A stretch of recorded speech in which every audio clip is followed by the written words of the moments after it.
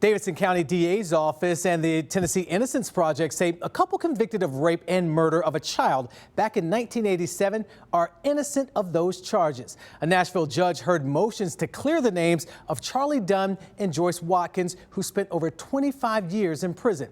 News 4's Tosin Fakile was in the courtroom this morning and is in the studio with the details from today's hearing. An over 40-page report from the DA's office conviction review unit helped reopen this case. The report included findings from experts that showed that Joyce Watkins and Charlie Dunn were wrongfully convicted with inaccurate science and misrepresented evidence. What is it that you're asking this court to do? To vindicate Charlie and I. 74-year-old Joyce Watkins wants her freedom. She is currently on parole, went to prison at 41, and was released at 68. 27 years in prison for what the DA's office and Tennessee Innocence Project says was for a crime she and her boyfriend, Charlie Dunn, did not commit. No judge or jury has ever been told the truth about the science or the evidence in this case. That was a major point at Friday's hearing to vacate the 1987 convictions of murder and rape of a 4-year-old child. And is there any medical evidence at all that tells you these injuries happened while this child was in the care of Joyce Watkins and Charlie Dunn? No.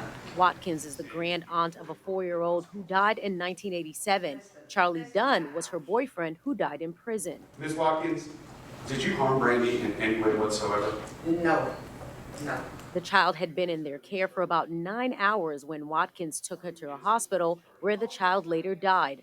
Counsel for Tennessee Innocence Project said the jury was told back then that Joyce destroyed evidence, and that wasn't true. There's a report from the police file, which was in the custody of the prosecution in 1988, which proves it's not true.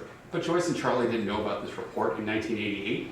The first time Joyce saw this report was 2021. Both counsel are expecting a ruling from the judge soon on the motion to declare both people innocent. I cannot give them the years of their life back, but I can do what is possible to clear their names, and as far as Ms. Watkins go, restore her liberty completely for the rest of her life. For News 4 Nashville, I'm Tosin Fakile.